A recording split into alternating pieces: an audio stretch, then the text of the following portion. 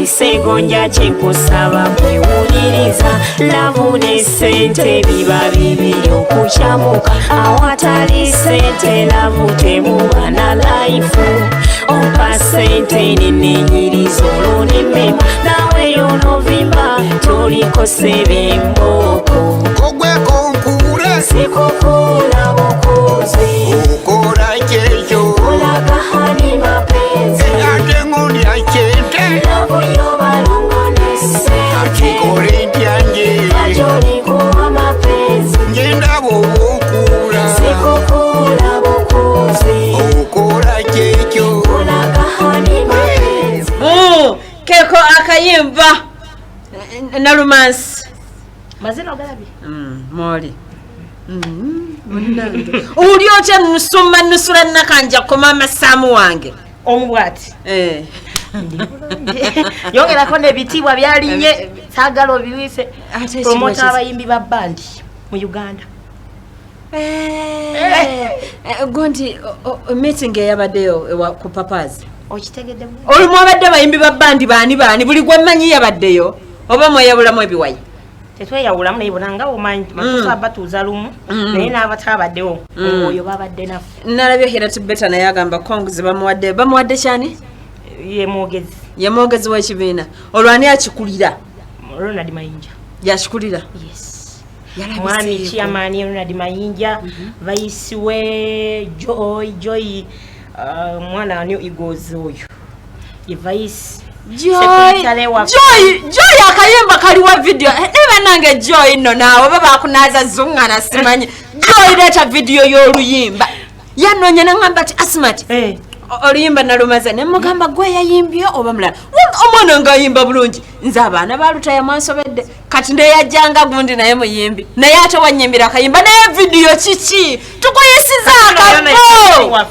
Joy hana Joy ngayine enkwe ajja kugamba sekutari waffe some research kubuzeewo mpulira manche segeza okumpa wa promoter sente jeziriyo chobola bandi wano sente jeziriyo babigamba fete twagala kumanya tuli kusettinga kintu kya kagamba tuli kubya tweze kubya music olwaliro ze kutwanjulira bitibwa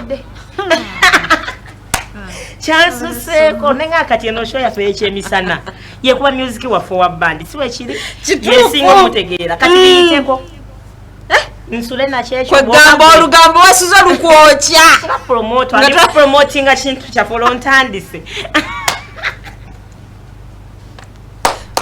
lero size kubya kuyimba bana obutakimbuza gundi ali atya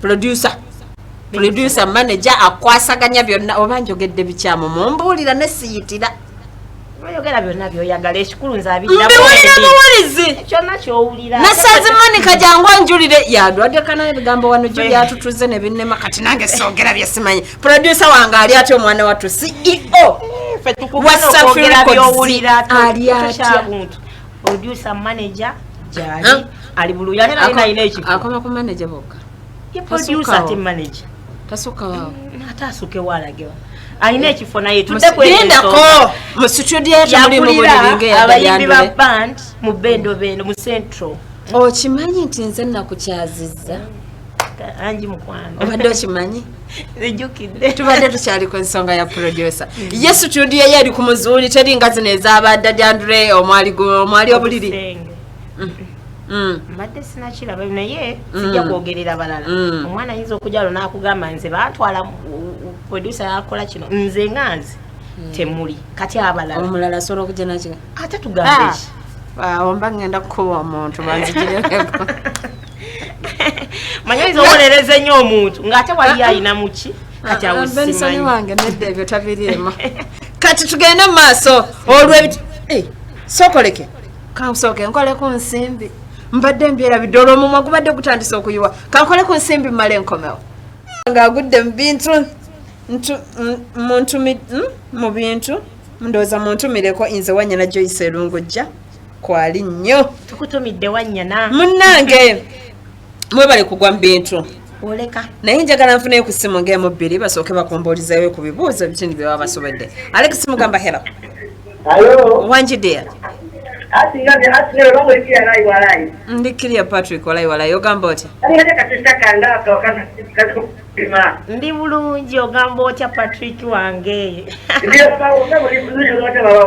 Ndi bulungi mutowo. Mwebale kusiima kikwano, mwebale kubeerako nakanjako. Wanje? Oli baba wange. Babi bale kulimba bulungi. Mwebale kusiima mukwano.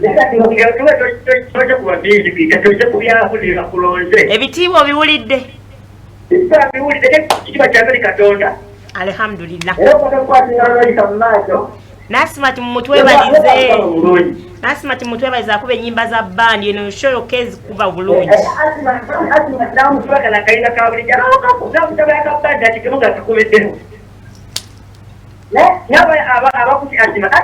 Wanje.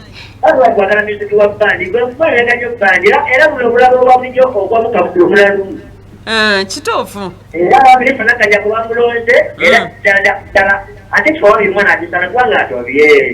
Okay dear. Okay mukwano. Katufunayo ku mulala omukubi wa simu. Naye n'ebintu tugenda ku office tugigulawo ddi? Kati ate gole. Wanje. Ogamba otya Wanyala Joyce?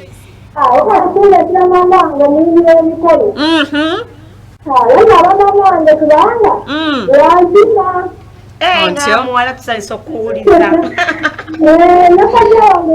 Kati agambe nti eradde? Agambe mbw eradde?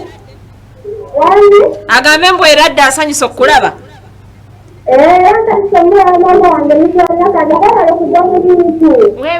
Mwebale kunsanyukirako.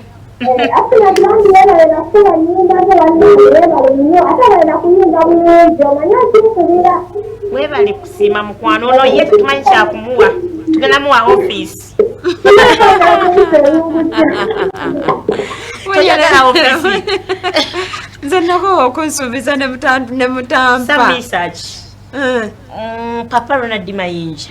Dokita T. Omwana ono yeetaaga office. Kizizo wa promotion bwe batagisaawe. Naye mwakikoze. Gwe bawadde omukulu omumumanyi. Ayagala. Kati ate watubulire ku kayimba nga tunagenda akayimba ako ne Kazende Boy. Kazende Boy mwamujja wabannayo mukomyawo. Nkwebaza era byebimu webali mucha. Tofukamira. Kazende Boy. Nozajjako ku Delta TV n'abanyonyola story. Kati omwami oyo nze yasooka okuba n'oluyimba lwange ku CBS. Ndaba nenne n'akatandika n'ankuba nnyo. Kati bwe nalaba abuze ne munoonyaako okuba kusimira nga ali ku mwalo. Kazende yabeerako ne ku mwalo. Awo yabuukawo kirabika. Nga yeevaako ye yakkiriza byagana ne Kampala mukoze eki. Ngamba taata komawo ekirungi yalina waabeera biki kati ne ngeri gyennyimba ku mikolo ne mugamba nsaba buli wetuba tulaze tugende ffenna. Bwe yatuukayo n'ayimba nga bamufuwa seeta ayimba nalumansi we bamumanyi obulungi. Ne mugamba kamaloddemu. Tugamba kiri kya myaka 10 emabega tebalibwa awaliwo naye ng'oli muto nga nange bwentyo nakyaziza namusobola tali wantu wakyamu tulutereezeemu tuddemu tuluperformingira abantu w'ekityo ekyekyo. Okay, baako kyogamba abalabi ba Delta TV bebaza okutulaba mwebale kulaba programu Ekyemisana mwebale kwagala akaana katuka Asmart mwebalire ddala nze Nusulah nakanjako wamwe wa promotion bayimbi ba band music bakinanisa kyakala n'ebirala ebitiibwa saya tuwadde kolabo nagamba buli mwimbi wa bandi agenda tuwa kolabo buli abayimbi mpola mukwano katube nga tumaliriza sigenda kusukana nako right okujjako kugamba enamba y'essimu gibasomere 0752 siema tukwagala nnyo okujjako obagamba enti gwe bw'oba olaba nkwambalidde bulungi nga nkulabikidde bulungi genda wali ku Tony's Closet Kasubi ku munaku kasito tunula ku kidda ennamuŋŋoona ogenda kuba boutique ogiraba ajja kufunira byonna ebyokwambala nga bw'obyetaaze nakugambye aleeta bitrendinga gendayo ogifune ate nga alina ne branch erungujja mu kitunzi ey'abaami ennamba y'essimu eri 0708 921961 Tony's Closet Kasubi ku munaku musiba bulungi tusikana nako rencha inkoze ne mwana mwala nakakande wamu ne Medi ate ne Sula yali mu control room mbagala nnyo